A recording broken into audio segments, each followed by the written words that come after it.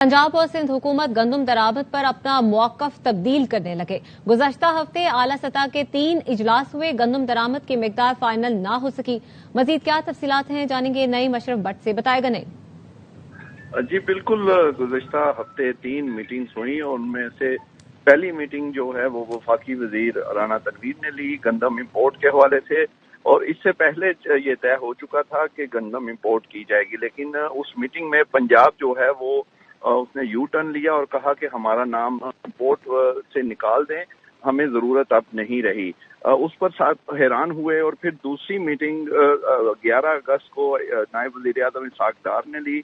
उसमें फिर सिंध हुकूमत ने भी कहा कि हमें भी अब इम्पोर्ट की जरूरत नहीं, जिससे इसहाक डार काफी बरहम हुए और कहा कि आप कभी कुछ और कभी कुछ कहते हैं, आप दोबारा जाएं और आप पूछ कर आएं कि क्या आपकी हतमी जो आपको चाहिए कितनी।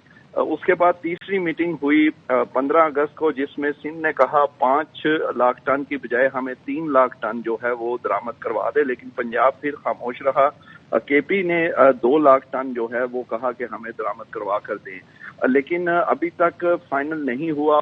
रवा हफ्ते एक और मीटिंग होगी जिसमें ये तय होगा कि कितनी इंपोर्ट करनी है। जो पंजाब और सिंध ने मौक़िफ़ बदला, खासतौर पर पंजाब ने कहा, उससे वो लोग जो मीटिंग में वफाक के नुमाइंदे थे वो शक कर रहे थे कि शायद ये दबाव में है, क्योंकि किसानों की तंजीम ने वज़ीर आला मरियम नवाज से इस्तीफे का मुतालबा कर रखा है। सिर्फ ये गंदम जो तीसरे माह ही इंपोर्ट करनी है, और दूसरा ये भी उन लोगों का ख्याल है कि ये जो पास्को से ये ले रहे हैं पंजाब वाले, उससे भी ये अपनी वो पूरी करके तो आप ये कह रहे हैं, लेकिन इनको जरूरत पड़ेगी। इसीलिए इसहाक डार और राना तनवीर दोनों बरहम हुए और कहा कि ये जो आप कह रहे हैं ये दुरुस्त नहीं, जाकर दोबारा पूछ कर आए।